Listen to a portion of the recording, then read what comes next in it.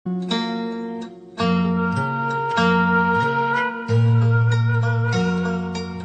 orang bilang kalau saya itu gila, banyak yang mencibir, tapi ya orang nggak bisa ngerti apa yang saya pikirkan. Awal-awalnya itu saya sambil menjalankan usaha saya yang lama itu, saya kok sering nontoni video-video di handphone itu ya, itu ada porang. Bertani porang saya itu kalau dihitung sampai sekarang udah genap 3 tahun belum panen. Tapi ya nggak kapok-kapok, karena ternyata saya juga masih bingung sekarang nih. Sebenarnya saya tuh hobi tani apa memang usaha tani ini loh. Nah, saya terus berpikir, kira-kira tanaman apa lagi yang kira ada jangka panjangnya itu lebih aman. Ini alhamdulillah sudah 11 bulan, sembari menunggu durian saya ini besar, saya tidak kapok, saya tetap nanam porang. Ya, porang saya tanam, saya manipulasi iklim dengan cara saya tanami naungan jagung plus saya melakukan penyiraman. Oke, nggak apa-apa, seperti apapun saya tetap berjuang. Insya Allah Tuhan Yang Maha Esa meridhoi semua perjuangan saya.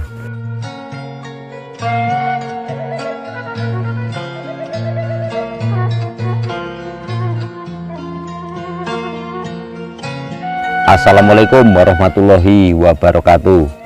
Perkenalkan, nama saya Hendro Priyono. Saya sekarang menekuni tani durian. Ini kebetulan saya nanam duriannya itu durian yang lagi hit sekarang. Itu ada bawor, ada musangking, sama duri hitam. Seperti ini duri hitamnya. Alhamdulillah ini baru 11 bulan sudah sangat bagus sekali. Ini sangat sesuai dengan ekspektasi, jos gandos pokoknya. Ini di lahan sini saya tanami kurang lebih sekitar 142 batang.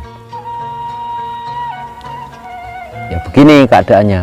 Dulunya saya jauh dari kegiatan pertanian. Saya memang latar belakang pendidikan saya kuliah di pertanian, tapi saya merasa dulu itu tersesat. Saya memilih eksakta itu 3 jurusan, dari 3-tiganya yang saya diterima cuma di pertanian. Memang barangkali sudah suratan dari langit kalau saya itu memang harus jadi petani, maka saya kuliah pun dari 3 jurusan yang saya ajukan itu hanya pertanian yang di ACC.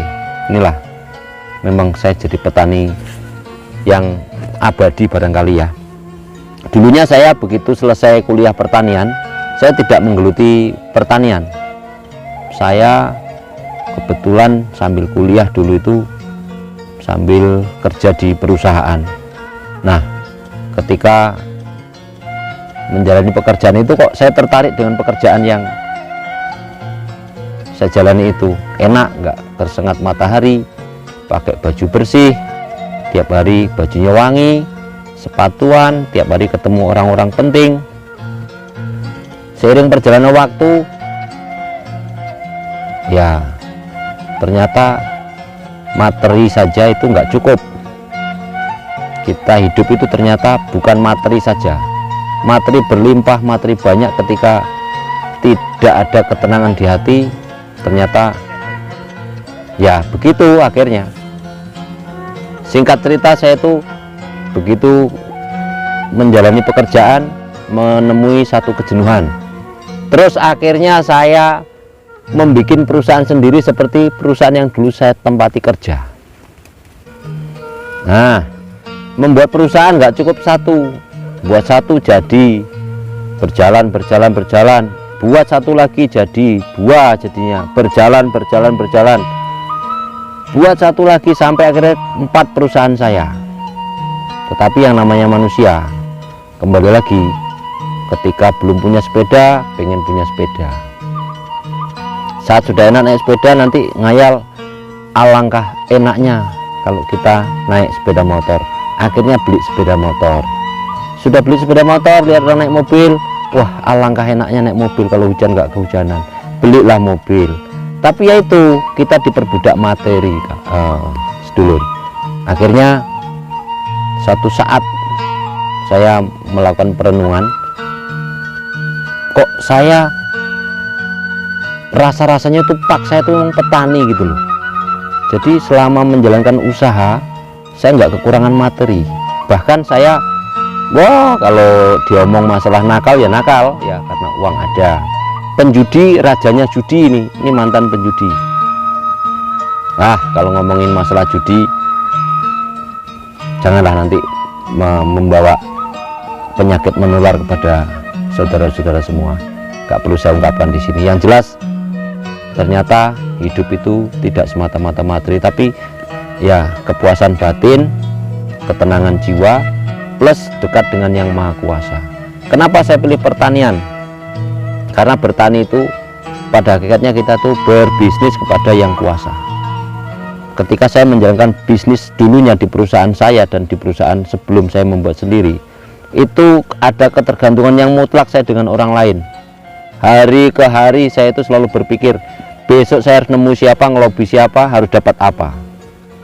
Itu saja target setiap hari. Pulang-pulang sudah capek, tidur, besok bangun lagi, mikir lagi, besok apa lagi harus dikerjakan. Artinya saya waktu itu benar-benar ya seperti ini ya, minum di saat haus ya, minum es di saat haus, nggak ada kenyangnya, nggak ada puasnya, pengen terus. Akhirnya jadi orang yang kufur, orang yang nggak bisa mensyukuri nikmat. Sekarang usaha saya pun masih ada, tetap jalan, tapi saya tinggalkan karena saya memang pengen mendapatkan ketenangan. Nah, awal-awalnya itu saya sambil menjalankan usaha saya yang lama itu, saya kok sering nontoni video-video di handphone itu ya, itu ada porang. Awalnya saya nggak ngeh, saya tonton aja tiap malam. Saya habis pulang dari kerja saya tonton lagi, saya tergiur. Nah, terus saya mencoba di sini. Nah, di sini lucunya, bertani porang saya itu kalau dihitung sampai sekarang udah genap 3 tahun. Padahal porang itu konon ceritanya 6 bulan bisa dipanen, atau 2 musim berarti 18 bulan sudah bisa dipanen. Saya per hari ini sudah 3 tahun saudara belum panen, tapi ya nggak kapok-kapok, karena ternyata saya juga masih bingung sekarang nih, sebenarnya saya tuh hobi tani apa memang usaha tani. Ini loh, nih buktinya, porang saya yang kecil mungil ini, nanam dulu nggak jadi, apa istilahnya, karena iklim dan sebagainya, hangus habis, beli bibit lagi, nanam lagi, nggak jadi lagi, karena ternyata karena panas lahannya, itu perlu naungan, udah gagal. Ini yang ketiga saya nanam lagi lah, di tempat yang sama, di lain yang sama, tapi akhirnya saya melakukan apa ya, melakukan inovasi ya, memanipulasi iklim saya dengan cara ya, kalau porang itu nggak mau kena paparan matahari langsung, sekarang saya manipulasi dengan cara saya buat naungan seperti ini. Saya tanam jagung, tapi jauh sebelum ngomong jagung, begitu porang di tahun pertama saya gagal, saya terus mikir, wah ini porang kalau di lahan seperti tempat saya ini, termasuk dataran rendah, terus tanahnya juga jenis tanah yang tidak support untuk pertumbuhan porang.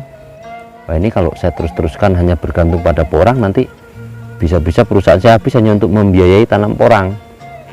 Nah, saya terus berpikir, kira-kira tanaman apa lagi yang kira ada jangka panjangnya itu lebih aman. Inilah saya menemukan satu jenis tanaman yang memberi harapan panjang. Ini alhamdulillah sudah 11 bulan, sembari menunggu durian saya ini besar, saya tidak kapok, saya tetap nanam porang ya. Porang saya tanam, saya manipulasi iklim dengan cara saya tanami naungan jagung, plus saya melakukan penyiraman ya. Banyak orang bilang kalau saya itu gila, banyak yang mencibir, tapi ya orang nggak bisa ngerti apa yang saya pikirkan. Saya tidak abaikan itu, biarkan mereka punya pemikiran apa, silahkan jalankan pemikirannya. Saya tetap konsisten dengan prinsip saya, karena ibarat kata lebih baik patah kemudi, robek layar, daripada saya harus pulang di tengah jalan.